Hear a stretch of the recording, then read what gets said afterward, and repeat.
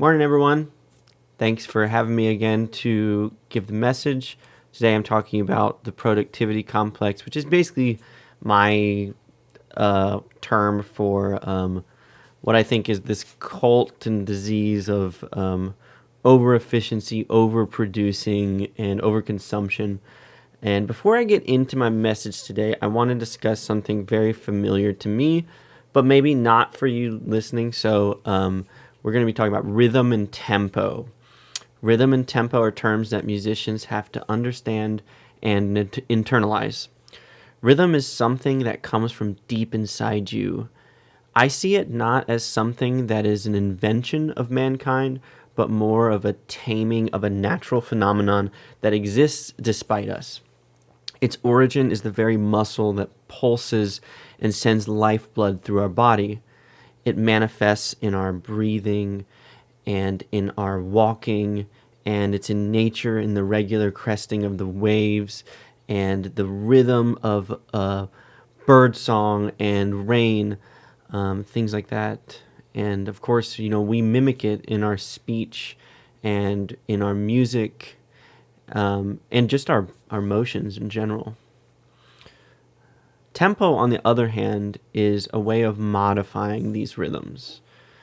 We can increase the tempo and make the rhythm fly by faster, or we can decrease it and stretch things out so that we can see all the details and really visualize it fully.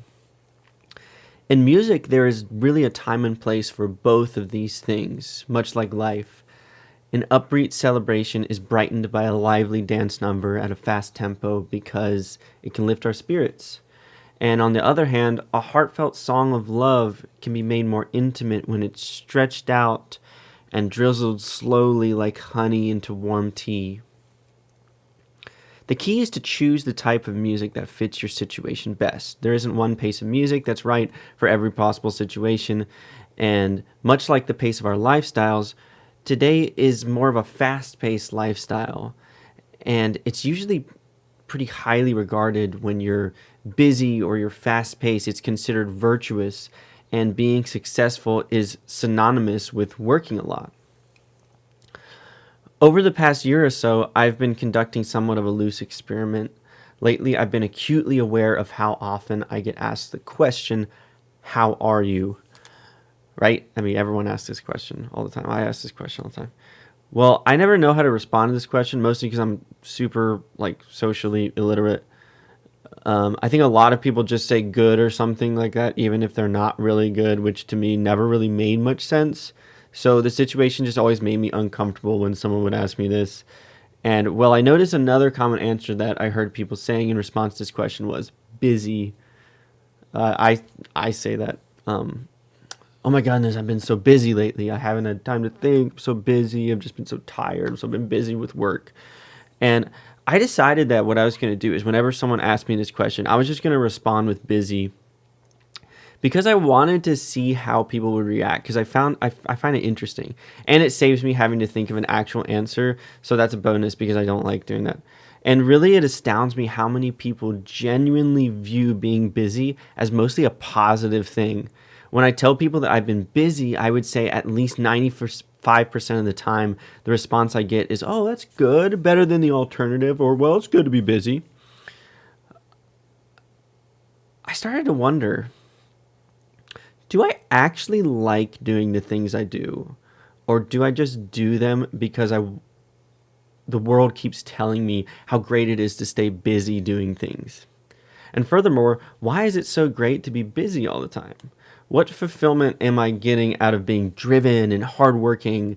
And at what point does the scale tip and suddenly it's okay to not be? Will I even know how to not be busy when that time comes? Can I ever stop? Today I want to discuss these things and why I believe the cult of productivity is not only damaging to your own personal health, but also directly contradicts our UU principles, namely the first one, and is damaging to the world at large, contributing to wealth inequality, social injustice, and climate change. Let me start by saying there is absolutely nothing inherently wrong with wanting to be efficient and wanting to get things done. Obviously, our ability as humans to set goals and accomplish tasks is what made us such an impressive species, despite our relatively short existence of only 300,000 years on the planet. The culture of productivity that is damaging has only existed for a very brief period in human history. It coincides mostly with the Industrial Revolution and the reliance of technology to assist in our everyday lives. However, do not think for one second that I am implying that technology is bad and the cause of all of our problems, or that I'm suggesting that we radically revert back to ancient times and abandon our marvelous inventions. Not what I'm trying to say. The issue is not external. The issue is an internal one. And no amount of external technology or lack thereof is going to fix it. The only thing that can fix it is the individual choosing to change something within their self, changing their own thought patterns and behavior. In America and in many other countries too, we have a standard 40-hour work week that kind of started after the labor strikes during the Industrial Revolution. It used to be way longer than that. And the average American takes less than 2 weeks off of work each year, which may seem normal to us, but it's only because we've gotten used to it. For the vast majority of human history, this would have been a pretty obscene amount of work. In fact, the only reason it's even possible at all is because of modern technology like light bulbs. For thousands of years, humans really only worked when there was sunlight and when it was actually bearable to be working. It got too cold and too hot, and sometimes you just couldn't work. Athenians in the 5th century before Common Era had about 6 months worth of festival days in which little to no work was done. And in addition, they had 60 personal holidays each year.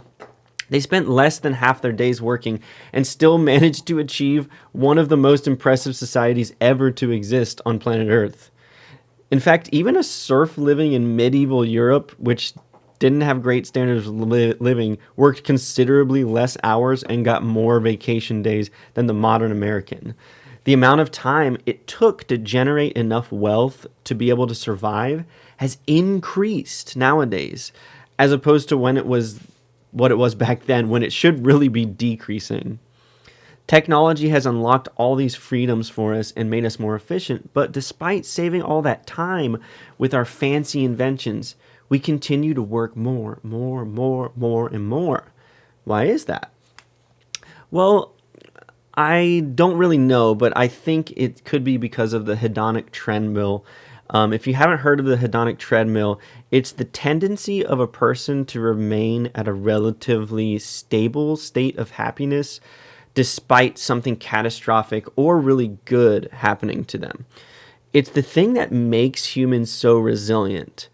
How can we come back from devastating losses and unspeakable trauma and continue to live in the face of certain death? It's because we can pretty much just trick our brains and revert back to a state before the cataclysmic event. Our brain is programmed to maintain sort of a homeostasis, almost like our biological bodies do. But the problem is that it works in reverse. So when something really good happens to us as well, we pretty much don't really progress. We go back to the state. So we keep trying to make things better when they're already better and we're not satisfied with it. Like I said, this isn't an inherently bad thing. It gives us our drive and it gives us ambition. It gives us the famous and inspiring determination to overcome insurmountable odds. But we have to be able to look around and see when it starts to get too far. Depression, anxiety, suicidal thoughts, and just mental illness in general have been on the rise for a long time, and people are affected more and more every year. It's time to stop wondering why this is happening. People are just overworked and they're tired and they don't have time to do things that they like. In fact, I find sometimes I don't even have time to think about what I like to do. I quite literally don't even know what I could do for pleasure. I've forgotten how to make time just for playing or hanging out, relaxing without an agenda, or not consuming media. Being idle without some kind of external stimulation is really hard. We seek these external solutions to an internal problem. We think if we had enough money, we could just relax. Or if I got a better job, I'd be happier. or if I had a better car or a better house, better status, whatever it is, it just pushes us to keep this giant wheel turning. The giant hulking wheel of capitalism is driven deep by our fear of never being enough. And unfortunately, as fear always does, it brings out the worst qualities in us. In pursuit of these external comforts, humans have taken advantage of each other, capitalizing on others' similar fear to exploit them further and further. We use technology as an excuse simply to why we can exploit people more. We have light bulbs now, so we can work at night.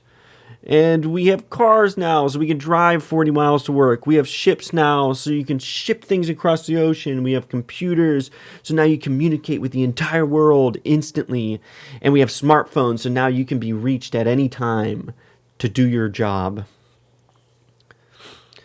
When we should be enjoying the fruits of our labor, instead, we made society more complex. So that in order to realistically exist and survive in our world, you have to work at least 40 hours a week. And if you're a racial or social minority, that's often amplified, requiring you sometimes 60 hours a week or more, which is not sustainable. Not to mention that vacation days are all too often extremely scarce and sometimes not even a financial possibility for people. It is really easy to point the finger at people like Jeff Bezos, right? You look at someone like that, $100 billion, and you think, obviously, no one needs that much money or power. And yes, I will admit, too, that I think he's a pretty selfish person. I don't think that he's contributing much good.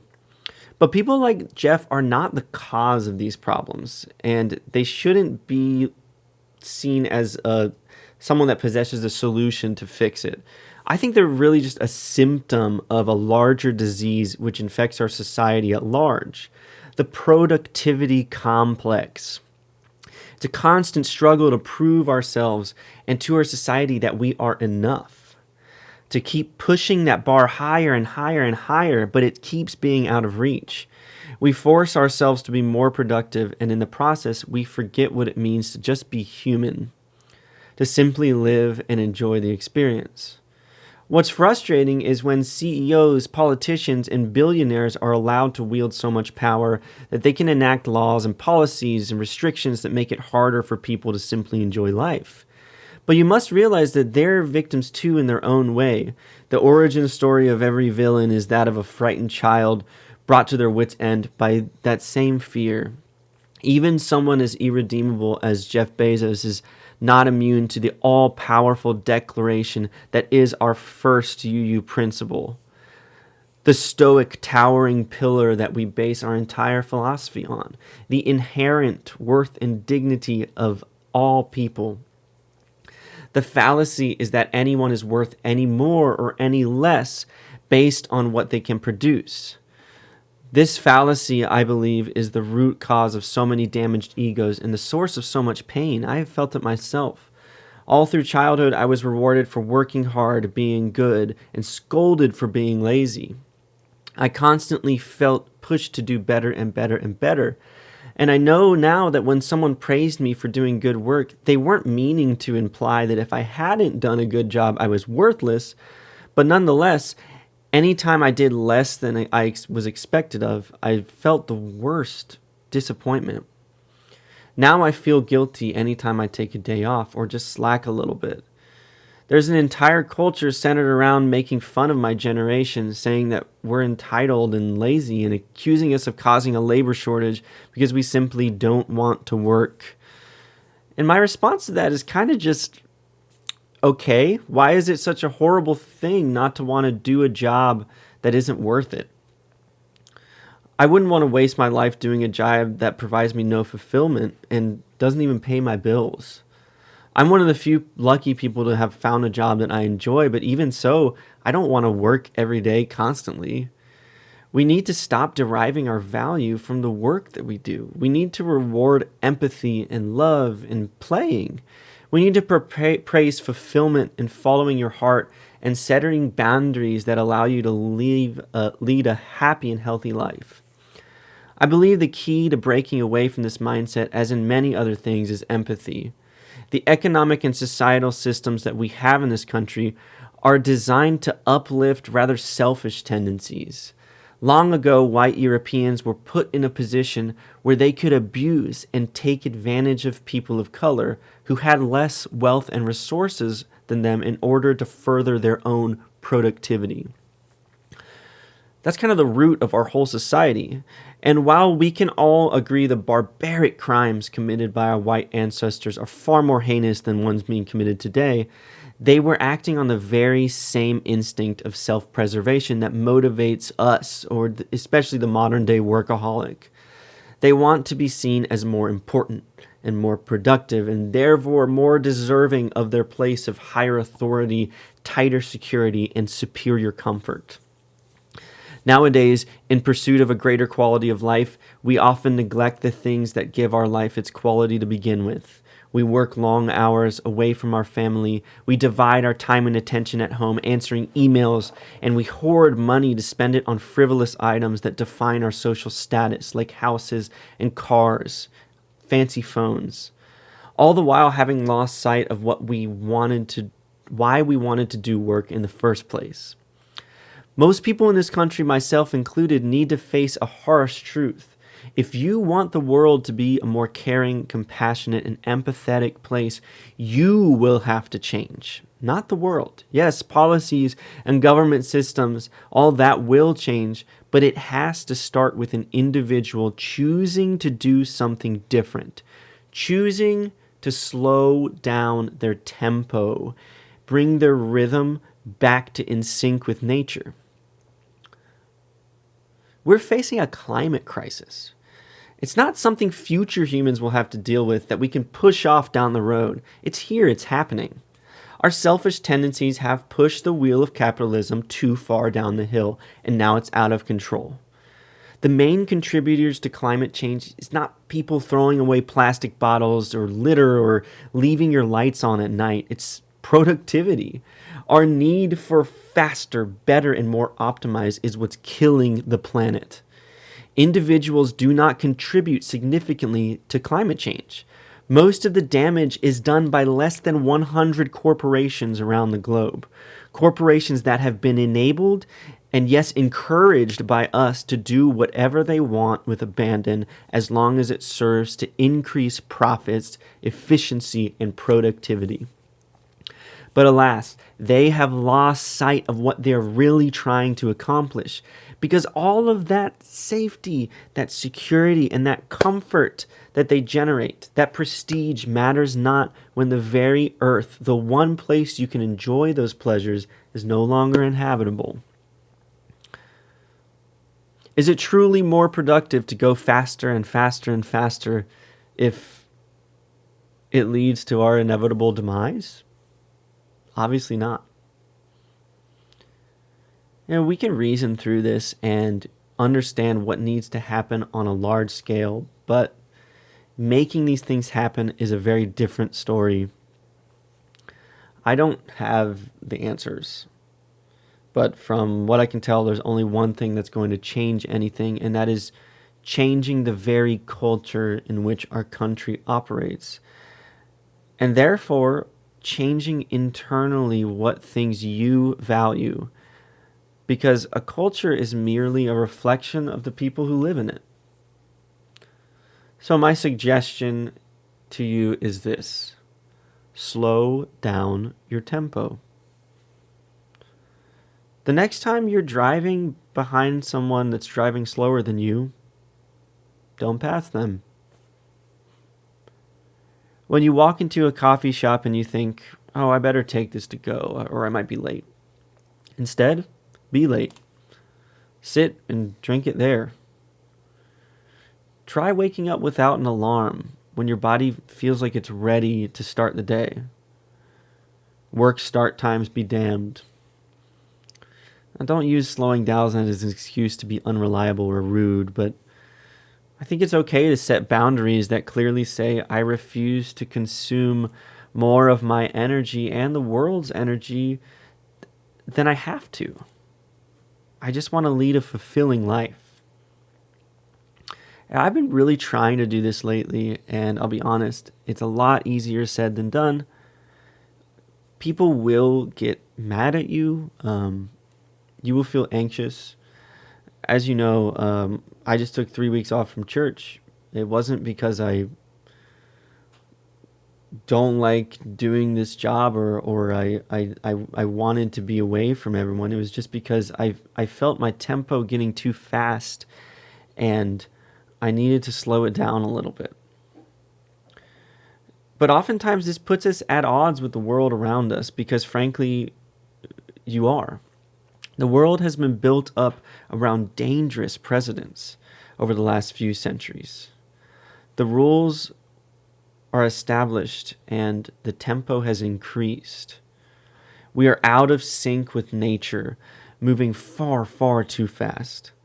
And it will take at least a few generations to undo that entirely, but we have to start trying, quite literally, for the sake of humanity as we know it. So I encourage everyone today to please try and slow down your tempo for at least maybe one day a week. It's not easy. It's going to feel unnatural. But try and listen to the rhythm of the world around you. The breeze, the rain, the flutter of wings, sparrow song. And try to match your tempo to that of nature. All the while remembering that you are enough just by being you.